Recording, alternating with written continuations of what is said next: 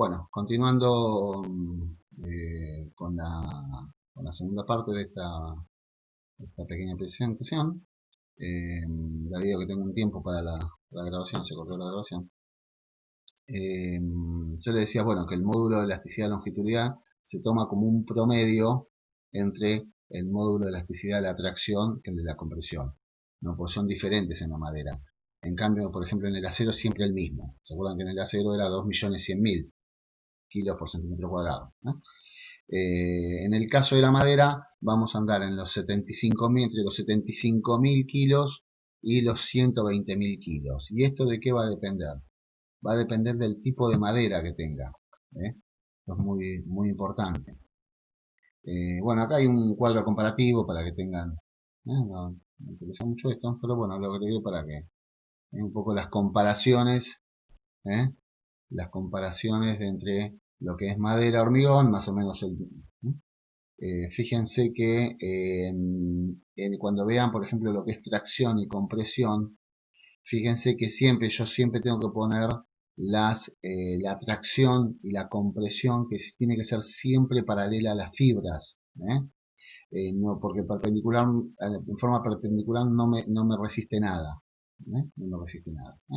Estas son las tensiones de corte y estos más o menos son los módulos de elasticidad. Más o menos para que tengan una diferencia. Vean que el acero tenía 2.100.000 y en la madera más o menos. Una madera que anda en los 120 kilos por centímetro cuadrado de tensión de tensión a lo que sería al límite de proporcionalidad, que es el que nosotros, o límite de fluencia, que es el que comparamos con el acero, tiene un módulo de elasticidad de 110.000. Lo que les decía con respecto a los tipos de madera, hay tres tipos de madera. Está el tipo de maderas blandas, ¿no? Por ejemplo el pino, el sauce, el álamo, en especial el pino, que es el que más se utiliza, por ejemplo, acá para hacer cubiertas. Todas las cubiertas de techo se hace con pino. Todas las casas de madera acá se utiliza el pino. Entonces siempre nosotros nos vamos a manejar para los cálculos con ese tipo de madera. Están las que se llaman las maderas semiduras. Estas yo les estoy poniendo las maderas que son más características, ¿no? Que son más conocidas. El cedro, el algarrobo, que son maderas que más bien se utilizan para muebles. Y después tenemos las maderas duras. Que estas son maderas muy caras. Y por ejemplo está el quebracho, el virarol, el quebracho. Son maderas que quizás en el norte se utilizan más porque son mucho más baratas. Acá la verdad que son muy caras y muy difíciles de trasladar, entonces por eso terminan siendo muy caras. Pero por ejemplo en Misiones, Formosa, toda esa zona es mucho más barato. Entonces van a ver construcciones en madera de quebracho, de Vilaró. El quebracho ese, por ejemplo, eran las maderas que se utilizaban para apoyar las vías del ferrocarril, se les llaman los durmientes, son esos troncos que van atravesados. O sea, fíjense la dureza que tienen, duran 100, 120 años y no pasa nada, está eh, expuestos al sol, a la lluvia. Son maderas muy muy duras, entonces tienen una buena resistencia. En el tema de las maderas blandas, yo les decía, estamos hablando de un módulo de elasticidad. Podemos tomar un módulo de elasticidad de 75.000 kilos por centímetro cuadrado, que son 750 kilonewtons por centímetro cuadrado. En el tema de las semiduras, podemos tomar en 100.000.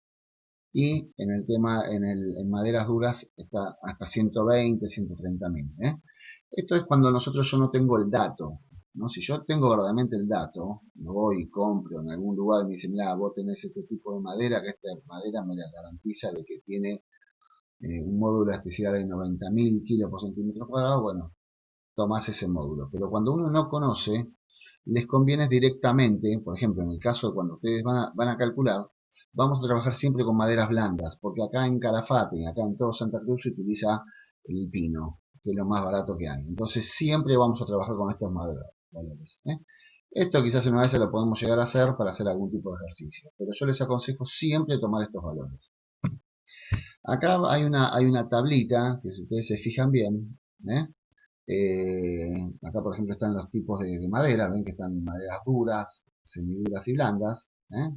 Acá aparece el cedro, aparece en algunos casos le aparece como madera blanda, acá por ejemplo la toma, hay otros que la toman como semidura, pero bueno, nosotros nos vamos a manejar con lo que es el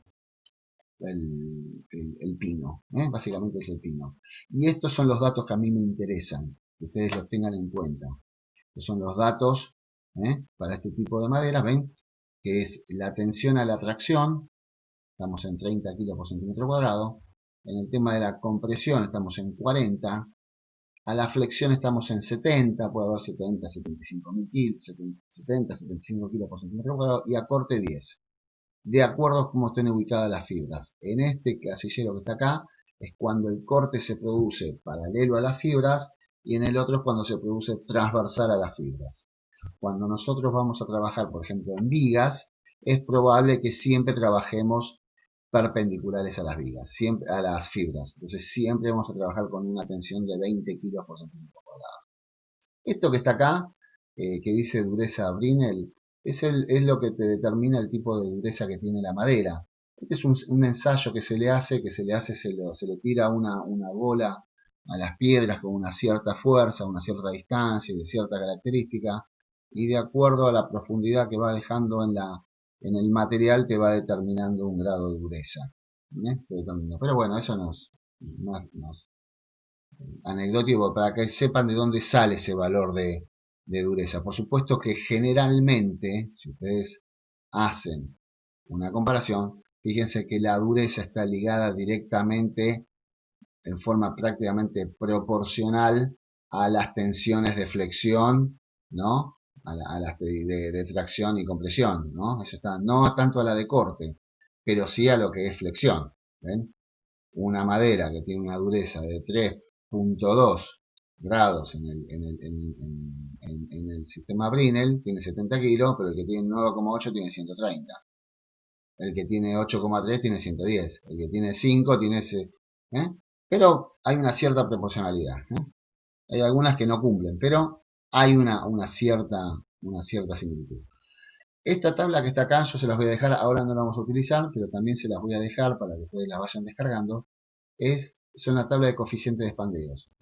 Estas tablas, junto con la anterior, además, yo se las voy a dejar para que la descarguen del Classroom, o la pueden descargar también del blog mío. En el blog están. Entran a quinto año, a la parte de metálicas y madera, y ahí también están esas tablas. Bueno, por último, haciendo esta pequeña presentación, yo lo que quiero es que nosotros eh, vamos a trabajar vamos a hacer algunos ejercicios de cálculo, que yo quiero que ustedes tengan, vamos a ir directamente para calcular, vamos a hacer directamente como veníamos haciendo. Yo ahora después voy a firmar unos ejercicios, y van a ver que es relativamente simple, no es muy complicado, pero sí tienen que seguir el procedimiento que yo les diga. Eso es fundamental.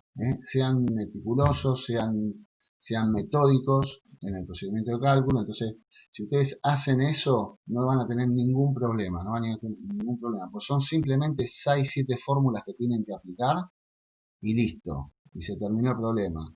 Y como les digo, no es que vamos a trabajar con un montón de madera, vamos a trabajar siempre con las mismas, principalmente acá en Calafate, en las zonas nuestras. Si estamos en Misiones, bueno, eso es diferente. Pero acá básicamente trabajamos con madera con pino. Entonces ya se nos va a cortar, por ejemplo, el dato de las tensiones, eso ya está tabulado. Y además también vamos a trabajar con secciones simples, no vamos a trabajar con cosas muy rebuscadas. Siempre vamos a trabajar con un cuadrado o con un rectángulo. Rara vez puede ser que trabajemos con un círculo. Triángulo no vamos a trabajar nunca. No existe una sección triangular en madera. Entonces, y nada, por eso siempre va a ser cuadrado o rectangular. Por ejemplo, en el caso de una circular puede llegar a darse, por ejemplo, en caso de que a alguien se le ocurra hacer una casa con, por ejemplo, con directamente comprar los troncos de álamos y directamente planta el tronco y lo corta, ¿no? Y utiliza como cambio. Bueno, entonces, ¿qué es lo que pasa? En ese caso se toma una sección más o menos, un diámetro promedio de todo el tronco y trabajamos como si fuera sección circular. Pero son casos muy extremos, no es que siempre se da. Yo hasta ahora, acá hay muy pocas casas que vi yo que tengan estudios con tronco. La mayoría trabaja con secciones cuadradas y rectangulares y además las secciones que trabaja son prácticamente siempre la misma. Un 2x2, 2x4, 2x6, 3x3, 3x8, 4x10, en pulgadas, que después ustedes van a tener que hacer la conversión. Y son esas, más de eso no hay. Por eso les digo, serán 7, 8, 9, 10 secciones como mucho. Que si ustedes se las tabulan encima, utilizan un Excel, directamente pueden sacar directamente todas las resistencias características automáticamente. ¿Tá? Así que bueno, ahora después voy a subir los videos de cálculo para empezar a calcular. Y otra cosita más, la metodología de trabajo que vamos a hacer va a ser esta. Yo les voy a ir subiendo 2 o 3 videos y les voy a dar aproximadamente, como veníamos haciendo, la explicación, les voy a dar 1 o 2 ejercicios para que ustedes lo hagan y después le hago la autocorrección. Más o menos entre tiempo y tiempo llegarán aproximadamente unos entre 15 y 20 días. O sea, si yo ahora subiré el video este fin de semana, más o menos los próximos videos los voy a subir aproximadamente después de 2 semanas, para que tengan más o menos una idea. Y así va a pasar con todas las materias. Entonces, la semana que viene haré con electricidad, la otra semana haré con térmicas, con sanitarias. Y así vamos a ir pegando para que no se superpongan y no se hagan lío. Bueno, les mando un saludo enorme. Sepan disculpar también el tema de mi voz. La verdad que estuve enfermo, todavía estoy un poco, ¿no? Tuve ahí una pequeña neumonía, entonces todavía me cuesta hablar, me cuesta tragar agua, entonces por eso ando con tos y bueno, sepan disculpar ¿eh? esta, esta pequeña desprolijidad. Bueno, les mando un saludo a todos y cualquier cosa me avisan. Chao, hasta luego. Vamos a poner acá. Bueno, esperen que tengo que... Es un poco lento para cortar la grabación.